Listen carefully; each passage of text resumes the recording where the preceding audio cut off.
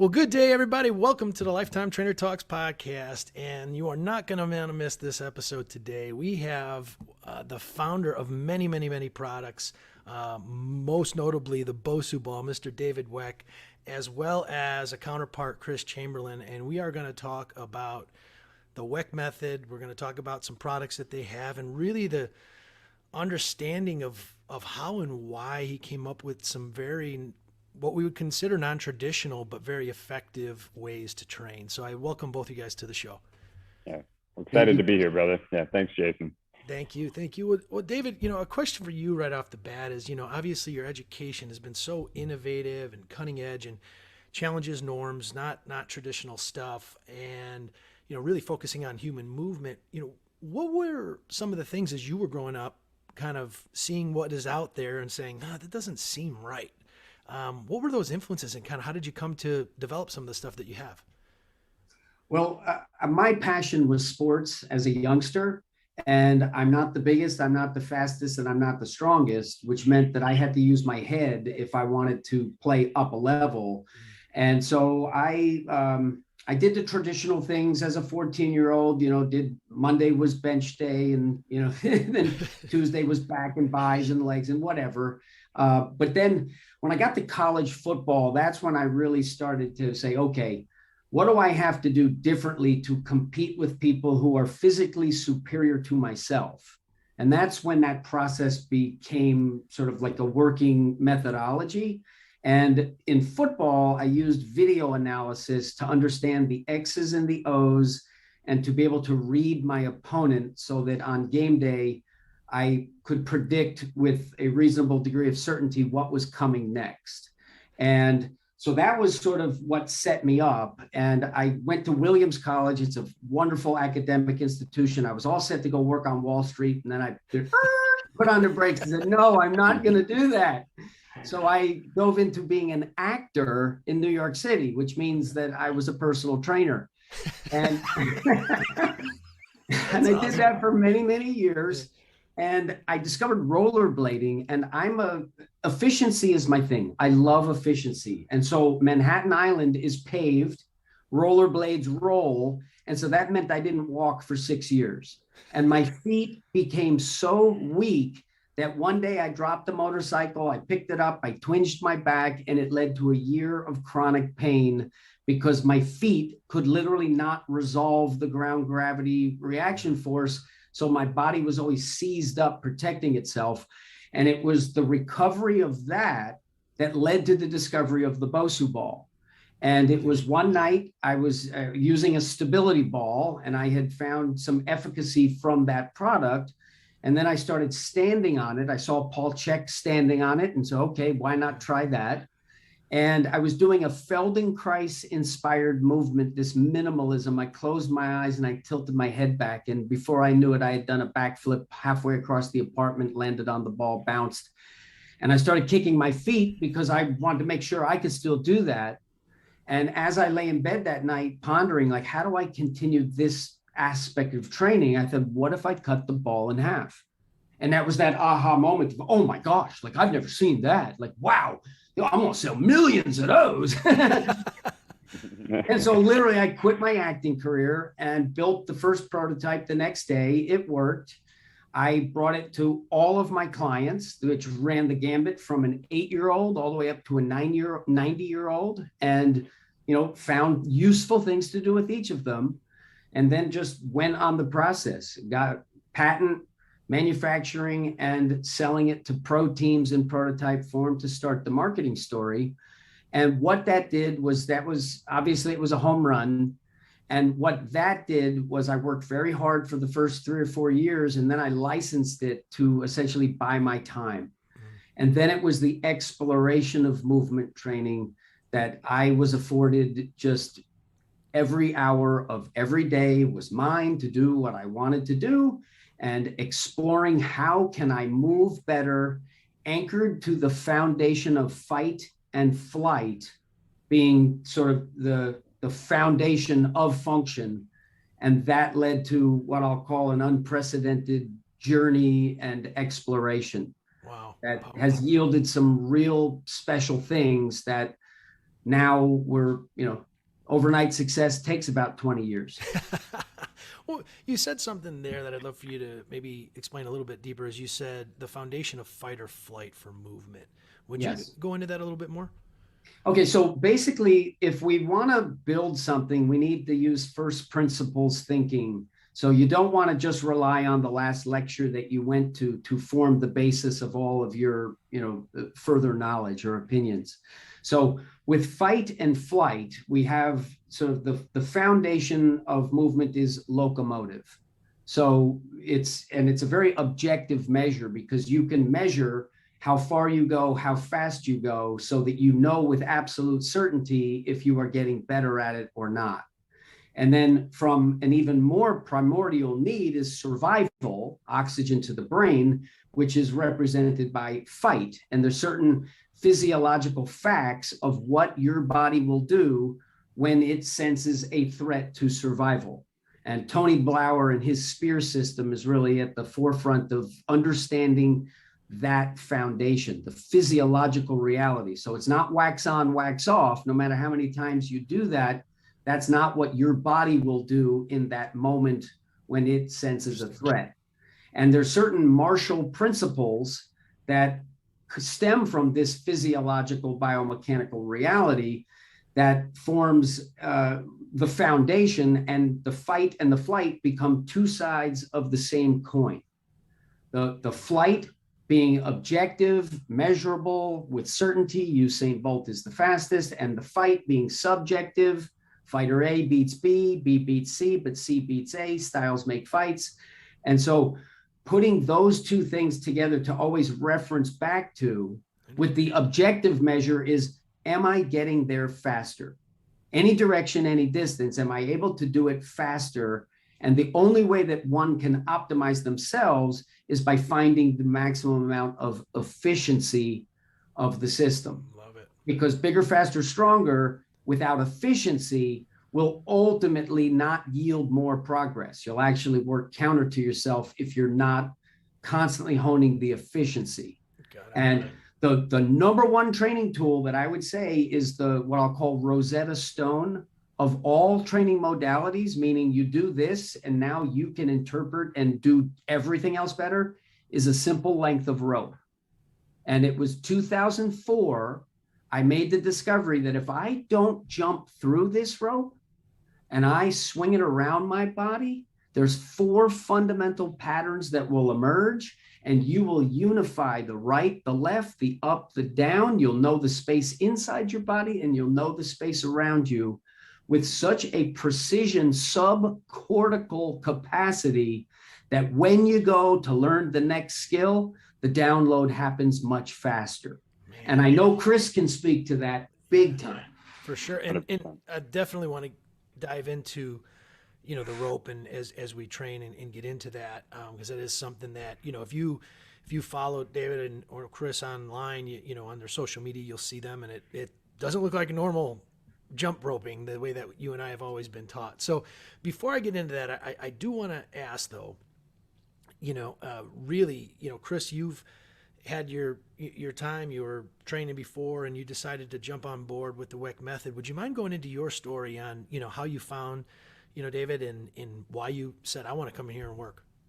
Yeah, absolutely. So, me and David, I think actually have a little bit of a similar upbringing as far as like playing sports, playing football, things like this. And we're a similar stature. So we're both two guys that were always looking for efficiencies in a sport with a lot of really big guys in it.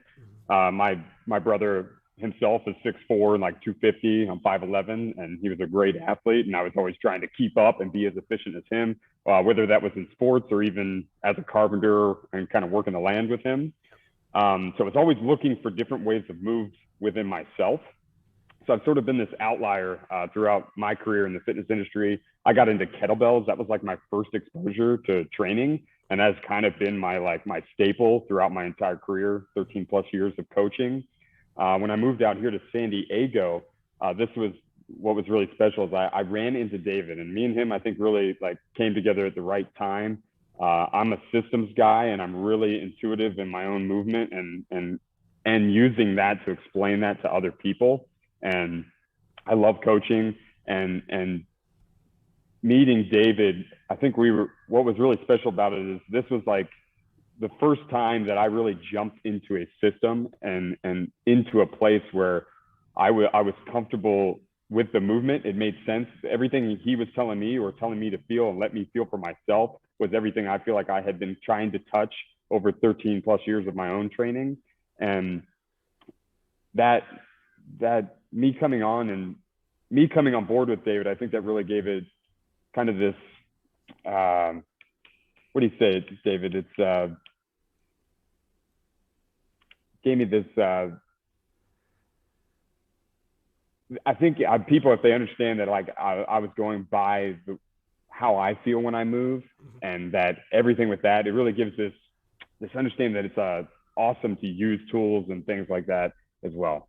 Got it. But what I recall about that meeting was when I first met Chris, I taught him the coiling core strategy, and he was in the process of trying to bench press a very heavy kettlebell, one that he was having trouble doing for a 2-week time. It was unsuccessful, and then he literally went home that night, put in this coiling core prime, and hoisted the weight easily. Is that accurate? Yeah, let's talk about that a little bit, David. Yeah, so again, I'm in a kettlebell world, and lifting things over our head was a big piece of this. And meeting David, I got to experience a movement practice, and this was something that I got to tap into my core. We teach a methodology or a training technique called coiling core training, and this is just to tap into your core a little differently and to bring that into whatever carryover or event you're working on. And my first exposure to it, again, I was working on a bench press. I was really obsessed with trying to bench press a 68 kg kettlebell, so 150-pound kettlebell. And just with a 5-minute exposure with David and all of this madness he had been working through, I was able to go back to the gym and press something heavy over my head. And what was really intriguing about it is all David was talking about me in that first meeting with him was that what he was telling me was going to make me faster. It was going to make me better at running. And I'm over here getting stronger. And that immediately was just mind blowing to me. And it's such a powerful thing. And it just grabbed me in, and it just made me keep exploring and tapping into everything that this guy was putting out, and to the point that me and him now work together and we're developing systems together. So, beautiful. Well, and I want to go into, the coiling core a little bit, but before I do that, I want to ask this question is, so many people, well, first off, you said systems, and what I love about that is anything that you're teaching, obviously, if it's in a system, it can be systematized to be able to be repeated.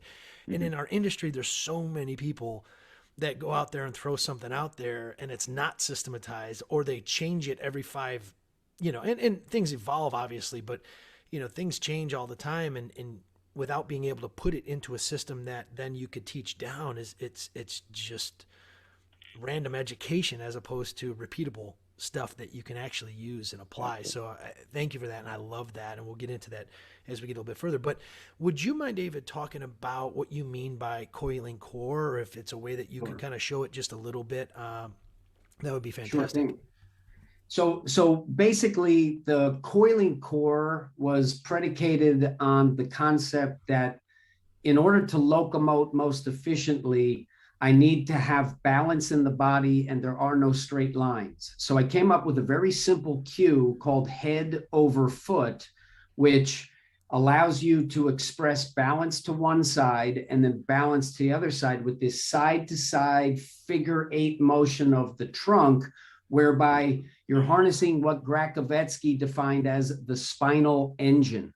Got it. And if you look at if you look at sort of the evolution of movement, first, you have this Piscean movement. So you're in fluid, you're in water, you float, you don't have the same demands of gravity, right? You're not vertically oriented, you're horizontal. And all you need to do there is side bend.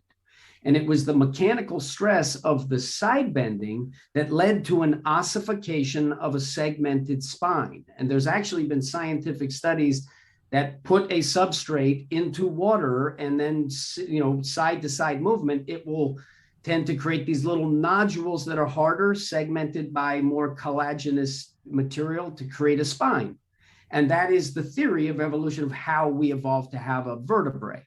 Now, once you become amphibian and reptile, you have the burden of gravity because you're no longer suspended in the fluid.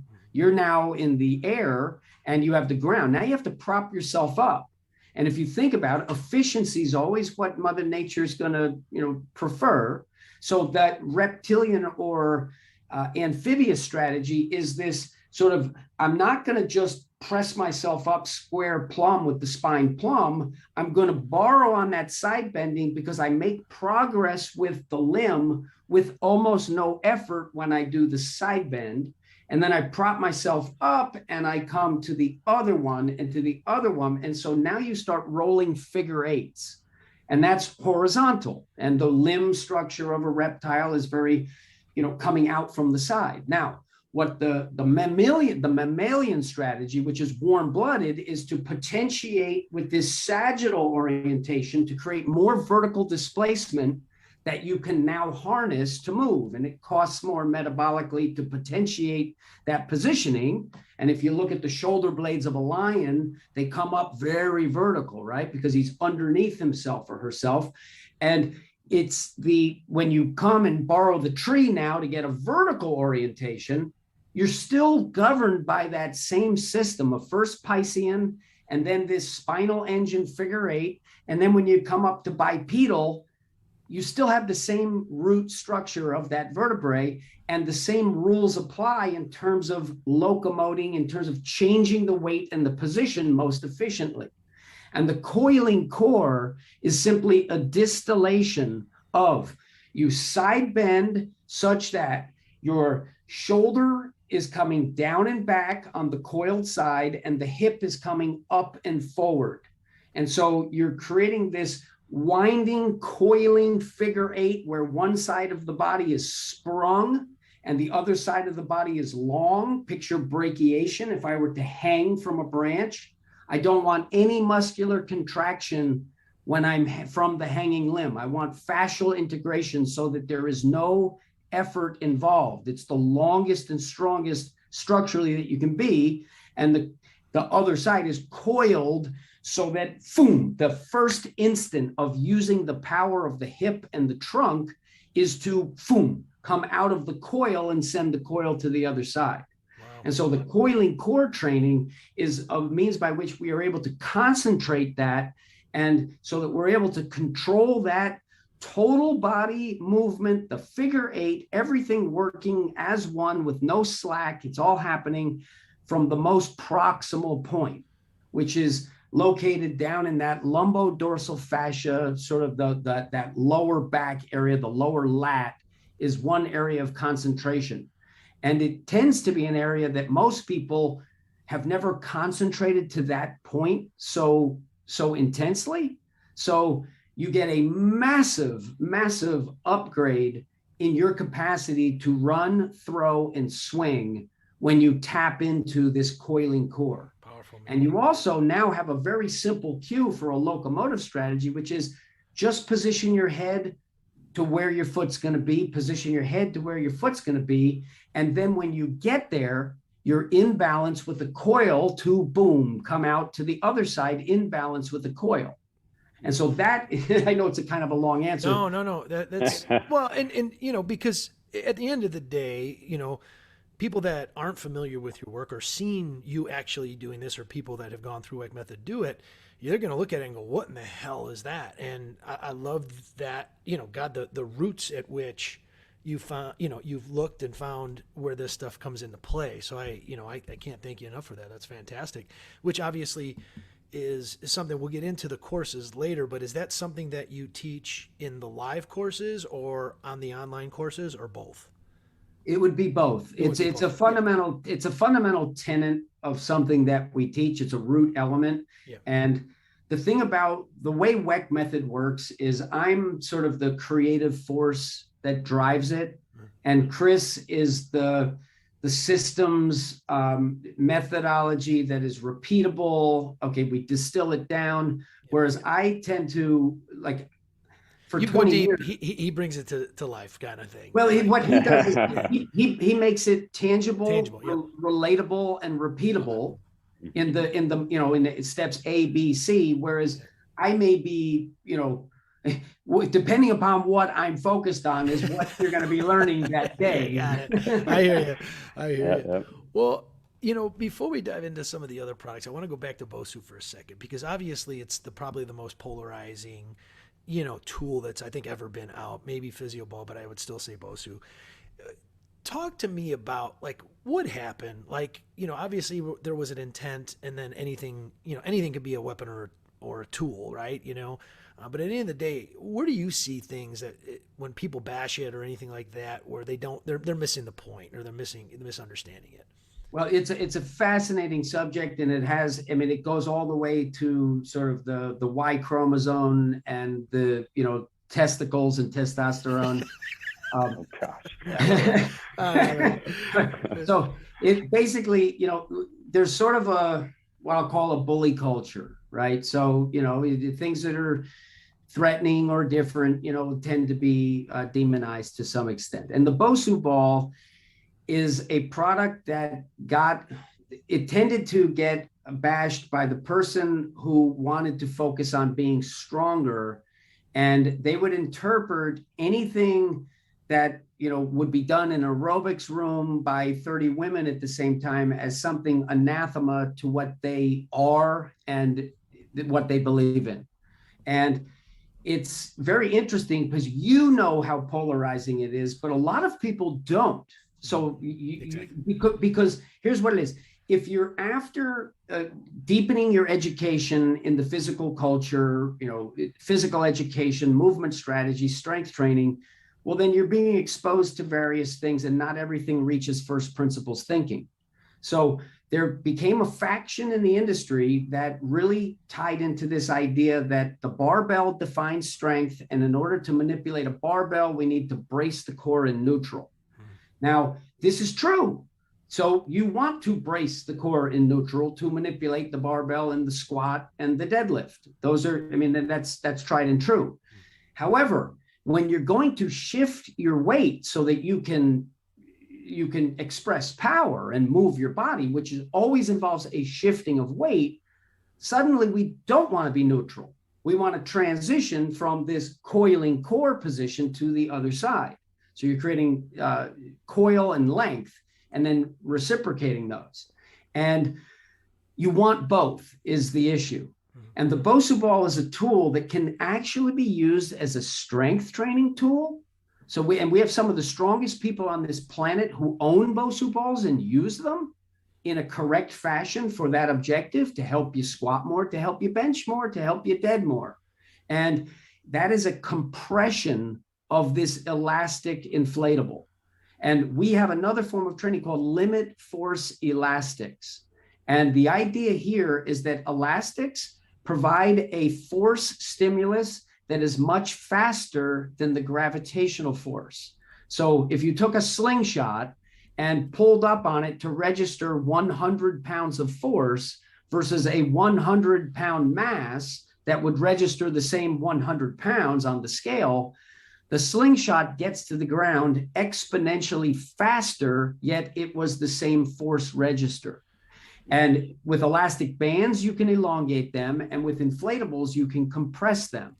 And the BOSU ball, and this was really just an incredible discovery, that the dome is very unique, because depending upon where you position yourself on the dome, you will change the force vectors involved.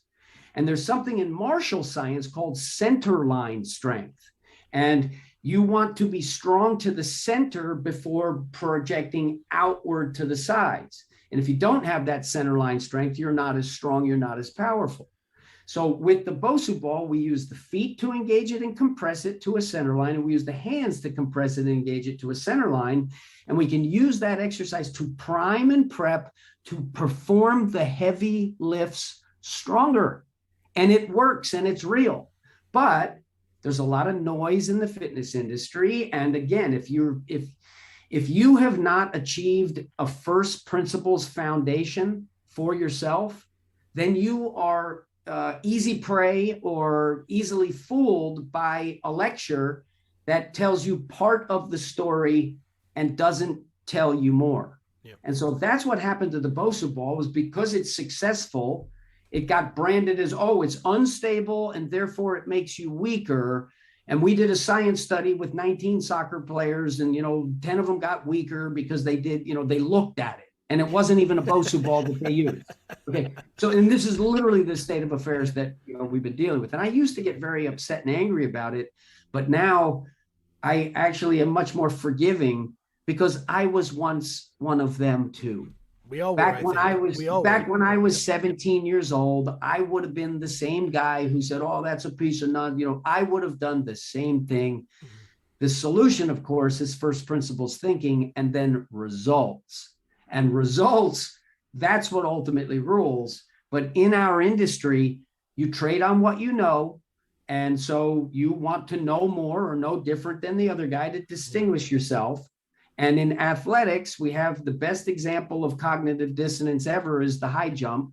We have Dick Fosbury changing the technique, and 4 years later, the world denying that it's better. The Olympics 4 years later, they didn't use the technique. And then finally, 8 years later, there is no other way because it's better.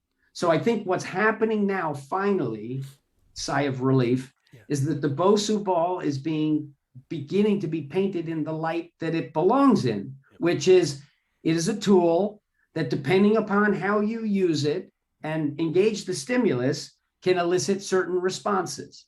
And so you can use it as an unstable surface, but you can also use it as a compression implement, and you can use it as a simple leverage point.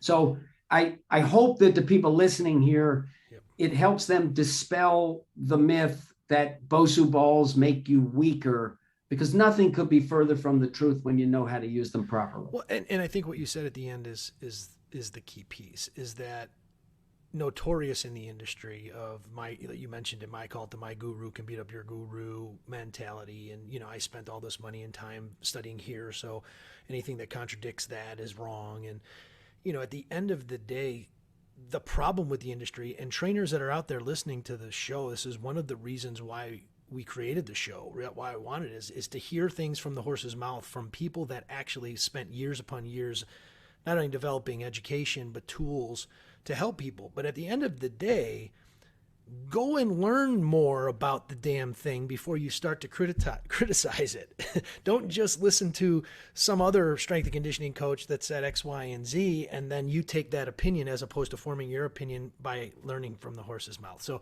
I had to go off on that tangent real quick before we go on, because it's one of the main reasons of why we created the podcast is, why are people going out and finding people who have 3 million followers to learn how to educate and coach people? And in many cases, there might be some good ones out there, but in a lot of cases, there's not. And you want to learn from the people that have been educating trainers for years upon years, if you're going to spend your time and money. So little rant. But and also, Jason, I played the game of football, and it was only Division III college football because there's no Division IV. But my physical prowess is something that I take very, very seriously. Like, I'm not as big, I'm not as fast, and I'm not as strong, but I don't want to feel threatened physically in the presence of another man. Like, it's just something base and elemental. You're not going to pee on my leg in the shower. It's just not going to happen. And so my martial study is in large part to give myself a physical capacity that I have a confidence that is primal. And it doesn't mean that, bigger guys out there and badder guys out there couldn't beat me up. They could, but I have a very high level of martial capacity because I've trained it and trained it and trained it and put it to the test in a very safe little training situation, which I created. And so I'm able to train at a very high level with this little game I created that we create no damage to either party.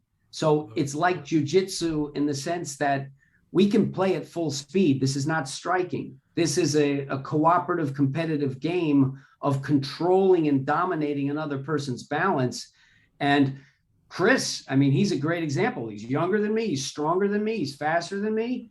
And in the beginning, when he didn't know how to play this game, I could move him around like easy. And now, hell, you find me someone who can move Chris Chamberlin around the room. You find me that guy. I love it. Well, Hey, I love, Jason, actually, yeah. before we move on, brother, you were talking a little bit about like getting people to open up to opinions and stuff like that. And I know we're not talking about the services quite yet and stuff, but I did want to mention something that's really special in our like education and stuff. We're trying to train coaches, and because we're an innovative company, we're working on innovative movement, innovative products and stuff like that. And anybody that we get in the door, we're also talking about like we're trying to help people open up to ideas and opinions and looking into other systems and looking at them differently maybe than how the person is even presenting them. And that's something that was really big on me, and something I really preach to all my coaches is that like that's why I was willing to listen to David. It was just I want to listen to somebody. He's obviously got something. He's passionate about something, and there's something good there. I should be open to listening to it Yep. and formulating my own opinion on it. And that's something that we go over actually in our education a little bit. Well, So I wanted to talk about that. yeah, and again, from my experience, I always the two things that always pop into my mind is always one: the more you know, the more you realize you don't know, and be okay with that, and just keep going. And then the second thing is what's right today is wrong tomorrow. What's wrong tomorrow is right today.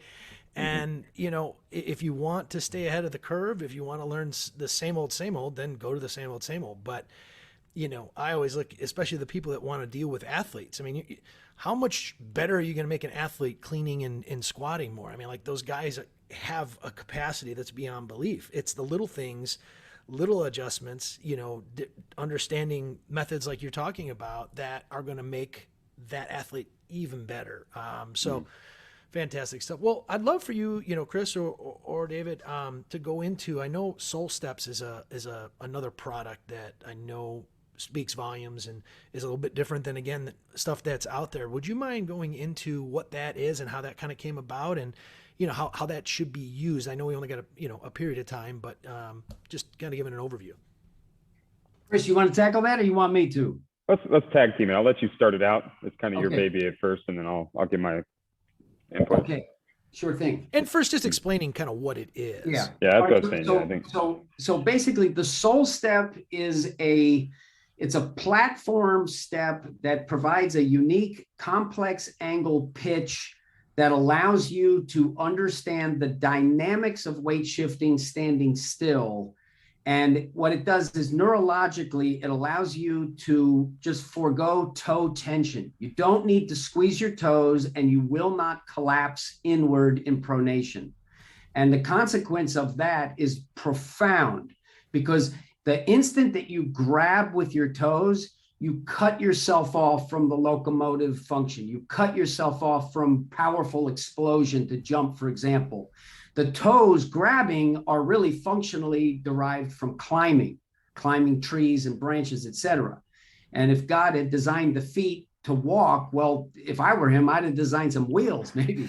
But anyway, so this, what the Soul Step does is it puts 4 distinct levels so that the big toe ball of the foot is the highest and the outside heel is the lowest, and that is cocking the spring so that it's cocking you into this dorsiflexion spring that prevents the collapse and just negates all toe tension.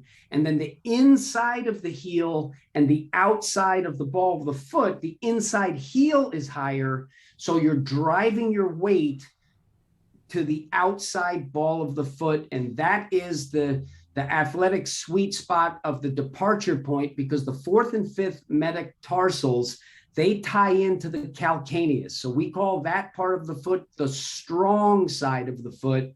And the first toe, second toe, third toe, they tie into the talus above the calcaneus. So we call that part the long side. And so what the Soul Step does is it's pitching you and cocking you into the out of pronation collapse, setting it so that you have that dorsiflexion, and then from the inside heel, sending you to the outside ball of the foot. So it's creating that sort of dynamic X. And I'm going to let Chris take it from here to describe what happened to him. Go ahead. Yeah. One thing I want to talk about though is because I think you said something, and I want to make sure that I'm hearing it right and kind of explain it to the audience. Is it's not about the collapse, like your arch is going to collapse. It's and maybe that's the wrong word of using collapse, but it needs to go into pronation and supination, but it's not getting out of basically pronation. It's what it is it's the timing and sequencing. Exactly. If you land on the long side and you haven't reconciled the connection to the strong side, that's premature collapse. We don't want that. But what we want is we want to harness the strength and integrity of the strong side to fill in and support the long side. And that is the interplay. And yes, I mean, for the biomechanists out there, when you see someone running like an Eliud Kipchoge, I mean, you know, these self-righteous biomechanists saying, oh, he's doing it all wrong. He's never been injured and he's the greatest marathon runner of all time and he's doing it all wrong. No, he's not. God did it all wrong. That's why I said, oh, it's just genetics. Right, exactly. It's the sequential order so that by the time you're pronating, you are now past the point of problems, if that makes sense. Yeah. And what's powerful in what you've said consistently through everything we've talked about so far today is about the efficiency. It's not about the muscular control. I mean, obviously things have to happen, but it's a lot more than that. And it's how do we create this efficiency? So Chris, if you wouldn't mind dive or go ahead. Yeah, I kind of want to jump in there a little bit because we're talking about efficiency. That's right what I wanted to get into. And we're talking about efficiency of movement and mechanics and all this stuff. And again, something I'm really big on. I'm the coaching guy. I want to get my coaches being able to get this stuff into sessions and into my general clients' lives. And this idea that something, this product, so like the Soul Step, right? This pitch and everything, you don't actually have to think about all of that stuff you just talked about. You can just stand on it. And as a coach, what's really powerful is like when I'm getting somebody in the door, that first session, second session, whatever, I want this to be something that's really powerful and profound to this individual that's here with me. And I want it to move them.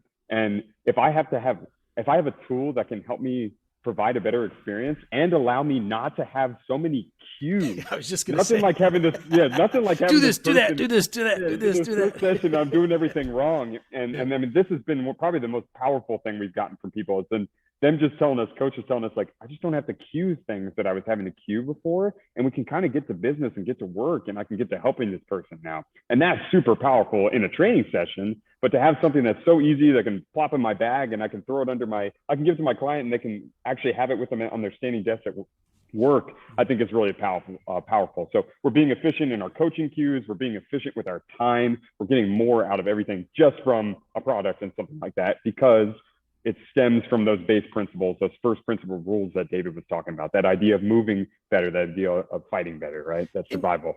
And would you agree that this probably is one of the tools that's kind of like maybe the first time, like this is one of the first things you should probably get right and get on, you know, relatively on the beginning side of learning some of this stuff, correct? Or moving. Absolutely. I think what your surface area is, it's a powerful tool. And BOSU ball, Soul Steps, whatever that be for you, I think surface area is really key. It's a big piece of the training experience. I've even talked to some people with like semi-private studios and models like that with front desks. Yeah. I'm trying to get people to throw that down right in their check-in system. So they're getting that first exposure the second they come in the door because they got to stand there anyways, right? Like, why wouldn't you? So, and how powerful is that too as a trainer of hey, first experiences, hey, walk and, you know, do this, do that, feel what it feels like, come over to this, let's play with this for a little bit. Now do those same things and the aha hopefully comes into play, right? Yeah. Beautiful. Absolutely. What about you have the RMT club as well. Would you mind diving into kind of the science behind that? And when the episode airs, I'm going to be able to plug the pictures in and things like that as well. Great. And there's links to the website for everybody out there if you're interested in purchasing as well. Cool. Yeah. So the RMT club, we're an innovation company because we just have this passion to seek out problems and then address them. And I was a collector of Indian clubs and a devout practitioner of Indian clubs for a long time. And with the RMT club, I built the one that didn't exist so that I could put more speed and more safety and then more aggressive directional changes. And so what I realized is that a shifting weight, and then we're going to talk about propulsors because they have that same innovation at the heart of them, which is the shifting weight. So with the RMT club, by having a club head that is relatively soft and a shifting weight inside, we all of a sudden create this kinetic feedback and audible feedback that we can use to cue the movement without cueing it, because if it sounds right, it is right. And you get the forces just inherent upon certain shifts. And the dead hammer effect of it, meaning I can swing that club as hard and as fast as I possibly can. And if I were to clip the side of my leg, it's not a cancel Christmas moment. It's like, oh, okay, it's it's highly efficacious for what clubs are, which is that shoulder mobility and the coordination and all that. But it is a total body trainer that gives you more rotational power and expression from the ground all the way up to the hands. And it's that shifting weight that is the key. And I know it's the way that I work is generally I get so laser focused on what it is that I'm working with, and I get the 80%, and sort of the 20% would take a lot longer. And then I move to the next thing and I get 80%. And then by the time I come back to the thing that I was working on, now I'm getting 80% of the 20% that's remaining. And so when Chris came to work with me, it was one of those things where I had finished up working with the RMT club and I wasn't as focused on it. And then Chris, he put 100% focus into the RMT club just recently. He's like, why didn't you show me all this stuff? So I'll let Chris talk about it. Yeah. Yeah, dude. So I'm like David. We have a lot of similarities, brother. We got to talk about this more. But I've been working with clubs myself as well. The Indian club. I was making homemade ones in my backyard, like when I was like 16 and stuff. And I mean, I was super excited to come on and play with this. And like I said, I've been exploring it a lot lately. And what really sets it apart, like I know a lot of people maybe haven't gotten into swinging implement tools like that yet, but it really is like from this point on, I have to recommend it as the first exposure to it because it's lightweight. So you can do all the traditional club and mace type drills with it safely. It's light. It's in that realm of that learning curve of that. But what's really awesome about it, again, is the shifting weight in it because it creates, all I have to say is fun because I'm able to do a whole lot of different moves and techniques with it that just can't be done with any other kind of implement that allow me to have a lot more fun while I'm training and connect to my core and my body more and move through all these rotational patterns and through our sort of methodology of movement that we talk about as well. Yeah. And so in the club, is it sand or what is it that shifts inside it? It's a steel shot. It's steel shot that, like buckshot. Okay. Gotcha. I got you. Okay. Perfect. And that's the propulsors. You've seen or heard of those? Yes. So the propulse speed trainers are these little canisters with the buckshot in them that allows us to harness connective tissue recoil like never before. Oh, beautiful. And basically, if you watch the way someone like a Deion Sanders or Randy Moss moves, and even just picture like the natural jogging motion, the human body is desperate to create efficiency. And that's how bad posture comes, is because it's quote unquote efficient to just let it stoop down. And now the muscles don't have to work if you haven't sort of informed yourself in a more sustainable position of efficiency.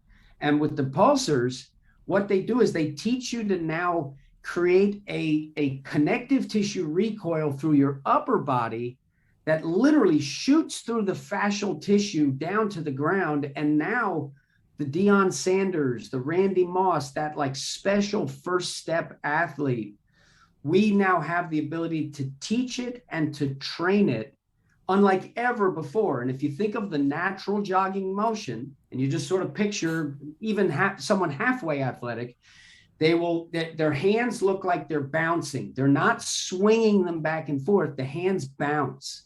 And that is just harnessing the connective tissue, its weight. And if I don't want to use the muscular effort, I get so much more return from the connective tissue. And so what the propulsors do is they teach you to harness it, which you already do in your natural jogging, but now to do it at high speeds to emulate the athletes like a Deion Sanders, a Michael Jordan, the people who actually do this because they're innately informed in terms of how to harness and express the maximum amount of power most efficiently. Beautiful.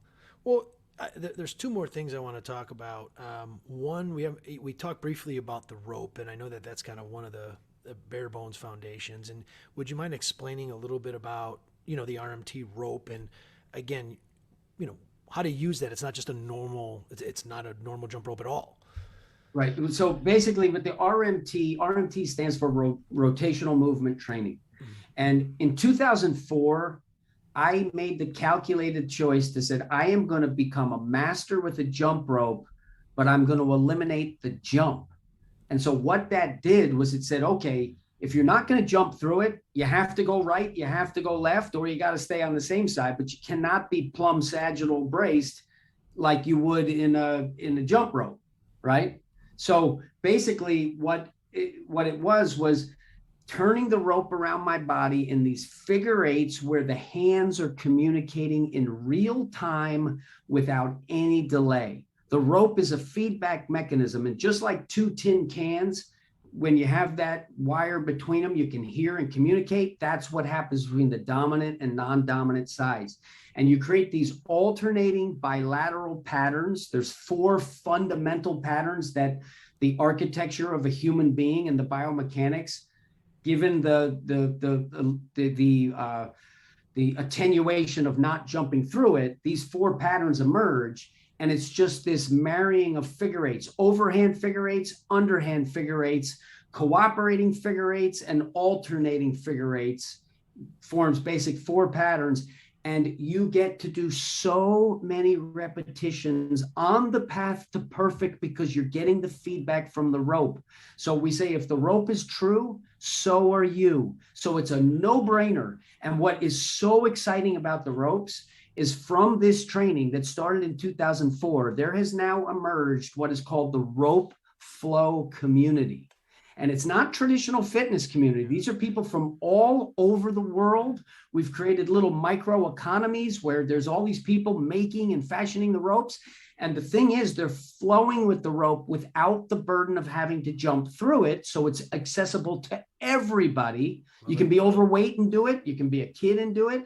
And the magic is that when you're good at it, you're good with the rope. So suddenly jumping the rope becomes much easier too. But it's all about the carryover to control of that rotation, right, left, and balancing that and synchronizing that with the down up, the gravitational ground reaction with rotation, which is always shifting of the weight. And like I said from the very beginning, it's a product that you don't need to buy, because all you need is a simple length of rope. And so it's so democratic. Someone like Kelly Starrett told me he thinks it's one of my greatest inventions. He said, I love it because it's so incredible and so scalable and so accessible. Beautiful. I actually got him on next week. Oh, good. Well, tell him. Oh, nice. There you go. For sure. Well, I apologize. I know we've come in close on time, but I want to ask this because what I'm hearing, and heard you say many times, but I want to put a little emphasis on it at the end, is you talked a lot and you used the word fascia a lot.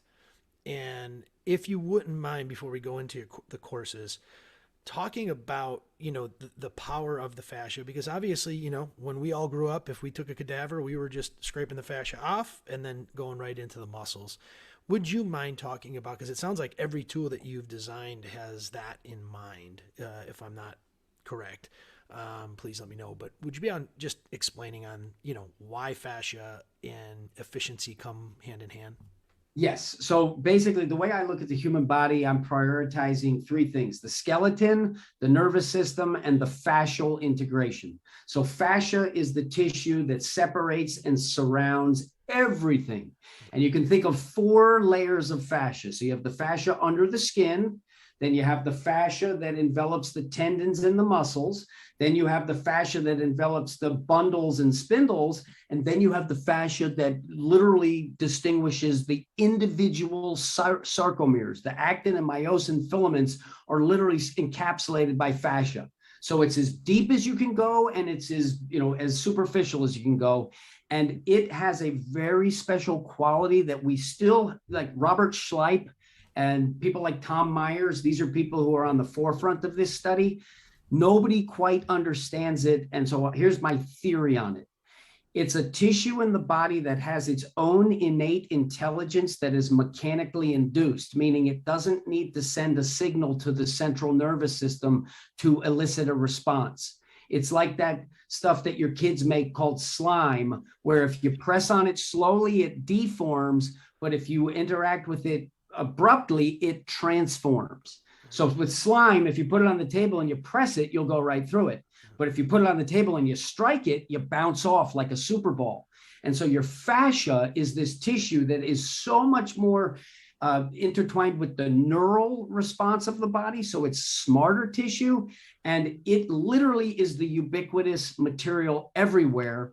It looks in vivo, when they look at it in a live body, it looks gelatinous, almost like a snot kind of material. And then, doom, a force comes and it triangulates into this matrix that will shift triangles instantaneously. So it's this triangulation of force. Efficiency is the king. Fascia is one of the most exciting things in the fitness industry, and we're only starting to scratch the surface. So that's how I look at it. And it's all about suspending and supporting and transporting the bones. The bones are strong. The bones are hard. The bones are your inner architecture. The nervous system will determine the efficiency, and the fascial integration is how you harness the full capacity of your muscular system. Powerful. Yeah, and I was lucky enough to go through one of Thomas Meyer's cadaver dissections here in Arizona. I was too.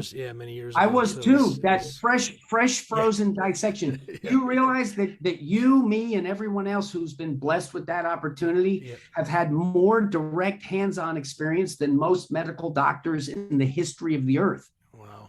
Yeah. Because they were all doing on the formaldehyde stuff. This is literally a fresh frozen dissection, and you can see the variability within each different body. Yeah.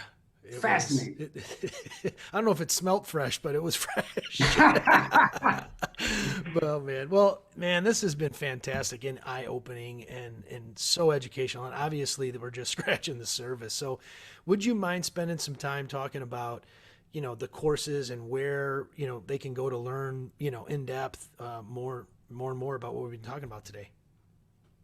Yeah, Chris, I'll let you take that, but I just want to say that it's a real pleasure and an honor to be on with Lifetime, and we are really looking forward to working with you guys, because the best and the best, and your trainers are those trainers who you have a lot of them who are self-motivated to want to dig deep. And so with that, I'll let Chris describe what we offer and what we have. Beautiful. Yeah, absolutely. Yeah. So we have two different courses that we offer sort of in our qualification system. We have something in our foundations course. It was once called the PBR, and it marries this understanding of our product line as well as our methodology, and bringing that together and how to incorporate it into your own practice and anything that you're already in love with as well. And then that sort of stems into us learning, becoming Weck Method qualified, which is our sort of our next tier up, or level 2 in a sense. Where we really deep dive into the product line, really deep dive into a lot of what David's talking about here. And we get into like the RMT Club, the BOSU Elite a little more, and things like that. So, beautiful. And if you want to check any of this out, you can always check us out at WeckMethod.com. You can look up WeckMethod Instagram as well, so at WeckMethod. And then you can check out at the David Weck as well as at Savage Protocols for finding us. Perfect. Yeah, and we'll put all that in the show notes as well. Awesome. So that we'll have direct links that they can go. Jason, what I also wanted to say is that in addition to our own unique and innovative products, we tend to be agnostic as it comes to equipment. And that was one of the things that when Chris came on board, that was very important to him, that, we're not just shilling products. So it's principles put into practice that we can use. Whatever the stimulus or training tool is, we want to help someone's capacity to optimize that tool in the most appropriate manner that's going to create the greatest return or carryover effect to better function, aiming specifically underneath it all to fight and flight, which hopefully informs everything else that you do. Beautiful. And that's really what it's all about. Man, I can't thank you enough. I'll probably end up being in one of your courses fairly soon, one of these days too. Yeah. So I appreciate it, and look forward to a great relationship and helping us move this thing forward. Wonderful. Thank you so much. Pleasure, Jay.